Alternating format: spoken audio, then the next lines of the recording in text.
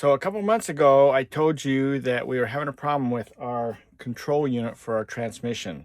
It's called an ECU, and it's a push button control to put it into drive and neutral and reverse. And it doesn't work when we turn the key on if it's very cold. So we have set a heater in front of it. It warms this whole area up by the unit itself, and then it will start working again. Well, today we are going to get that fixed.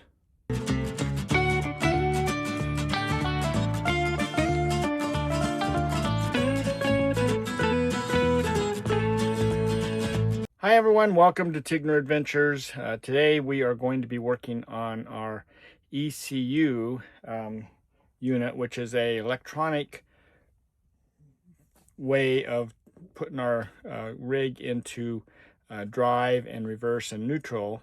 And when it's cold, it doesn't come on. The rig won't start if that's not working either. So when we first bought it, we didn't realize that's what was happening. We thought it was the battery. So I ended up replacing both batteries. And it just happened to be that after I replaced those batteries, it was warm enough. The sun had shone through the window and stuff and heated up that side of the rig that it just started up. So for a long time, we thought it was just the battery. Well, what it is it's something in the electronics for the transmission. It's like a cold solder joint or something, and when that warms up, then it makes it so that everything works. So then the unit starts up fine and everything's not a problem at all. We thought it had to do something with the glow plugs. We did this video and we went through a lot of different things troubleshooting this. I did that with our friend Michael up in Washington when we were there. Found out that this is where the problem is. And so since that time, which was back in I think it was like July or August, I've been just putting a heater in front of here and heating this up, and then we're able to start the rig up and move, and everything's just fine. We did have one time where we pulled over and stopped, and usually once I heated it up in the day, then it worked all day long, never had a problem. But I did have one time when we pulled over and shut it off and did some things, came back, turned it on, and it wasn't working again. And so I had to heat it back up again before I could go.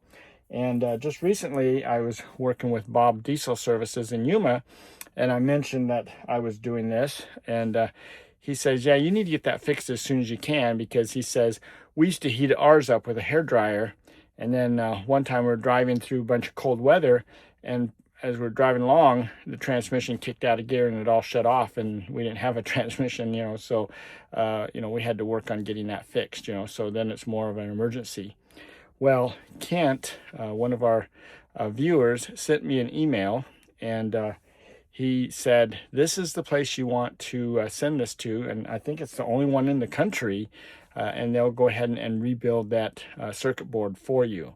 And so I am here in Texas. We're at Bridgeport, Texas at 1,000 Trails. We're going to be here for the week.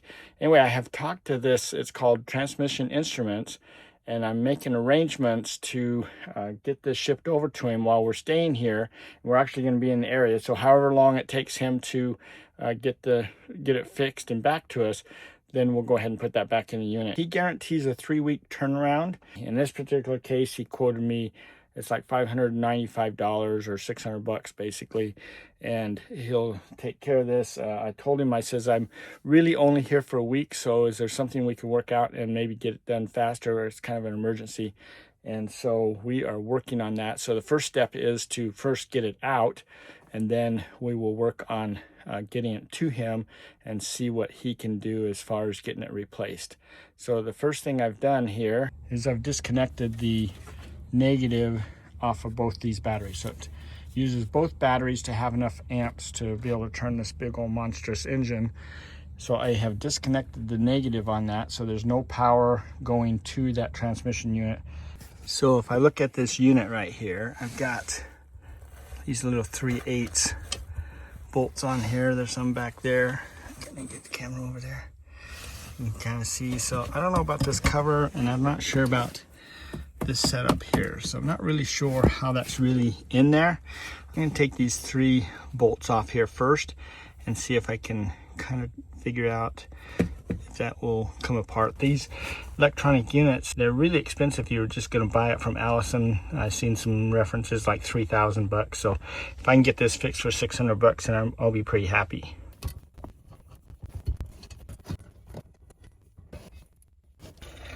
Well, I don't know what this is. It looks like it must have been outside and it's got rusted or something. I don't know. Or it's got some kind of a lock stuff on there to keep it from coming undone, but they're grounding it out right here, so I'm going to keep these wires together.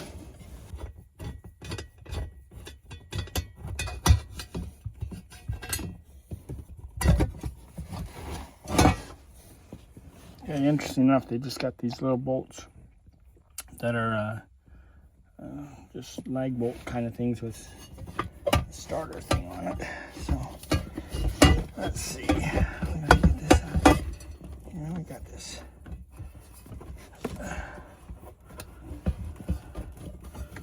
Cord there. All right, so this is just a cover.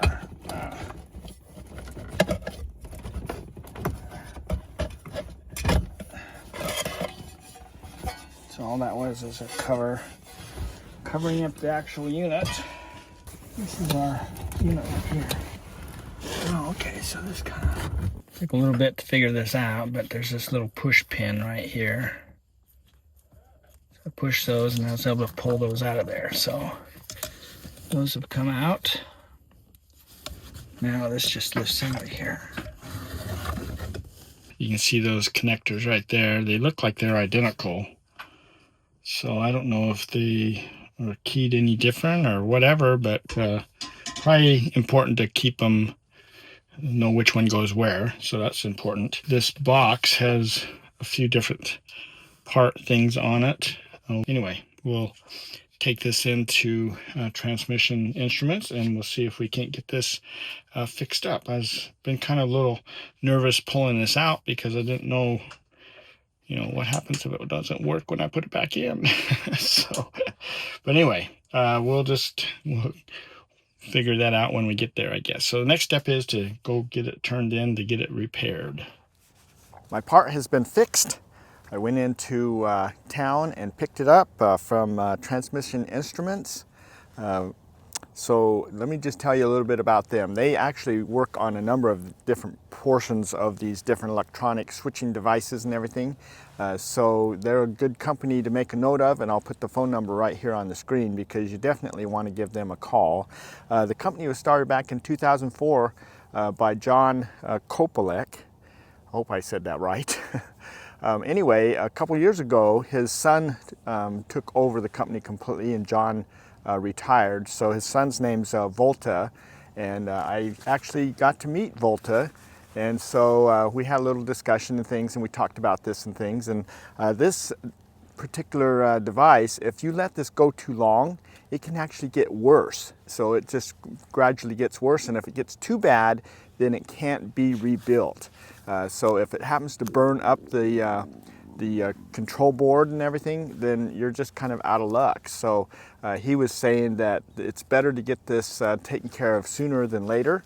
So if you're having a problem, if you watched my last video and you're having that issue and you have to heat yours up to get it going, it's best to get this taken care of before you do too much, because if it goes too far, it could get pretty expensive. So anyway, so Kent Thomas was our subscriber that sent me an email about that and told me all about that. So I do appreciate Kent telling me about Volta. Now you guys know about Volta and his business. So he gave me an invoice here and said the number on this invoice, which is 1906. So since he took over the company from his dad, he has rebuilt 1,900 of these devices.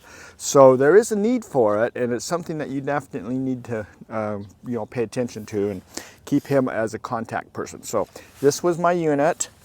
He has replaced the whole keypad and display. He's cleaned it all up really nice, and it had some information here before of a previous owner that had sent it in to some place or left it somewhere and they wrote all over it.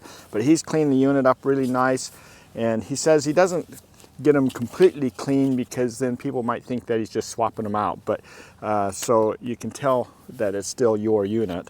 Anyway, very, very nice guy, and does a great job.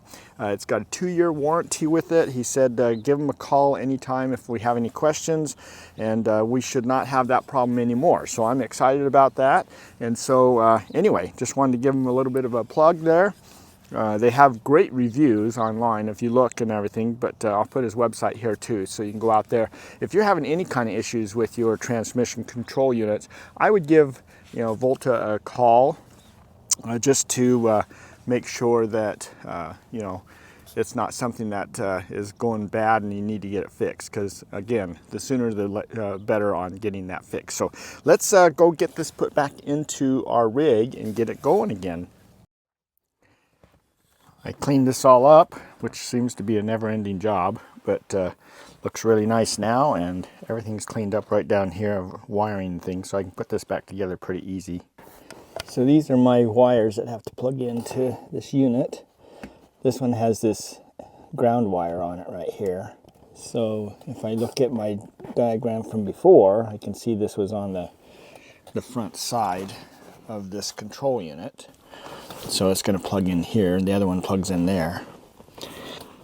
Lots of little pins in there, just got to make sure we get it in there nice and softly so that it clicks into place without bending any pins, which shouldn't be too much of an issue.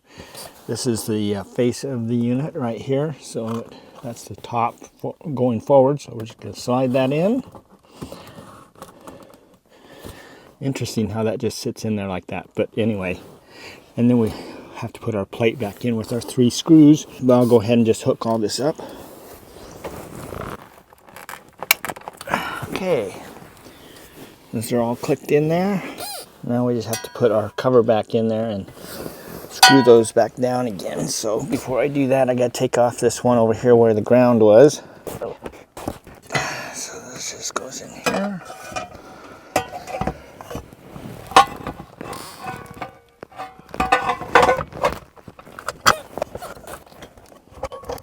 Now we have to just go out and hook the battery back up, and then we can try starting it and see how it works out.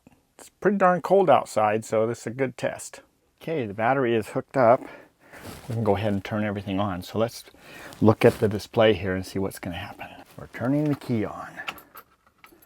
Ooh, look at that. It came right on. That's pretty cool. All right, so let's go ahead and start it. All right.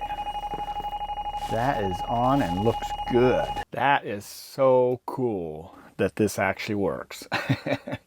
No, there was no question in Volta's mind. He said, you won't have a problem with this again, because no matter whether it's hot out or cold out, it will not affect this at all. It'll work great. So, and it does. He lives up to his word. So thank you very much, Volta. I really, really do appreciate your help on this. And, I'm pretty excited about this job being done, and so we're just going to leave it at that. Thanks for coming along with us today. Hopefully you learned something, and again, if you're having any kind of issues with that transmission switch, switching or anything, give Volta a call, because I'll tell you, he's been working with these for a long time, and so they know all about this stuff. So anyway. So thanks for coming along. Hope to see you on our next video, and if not, then maybe we'll see you down the road somewhere.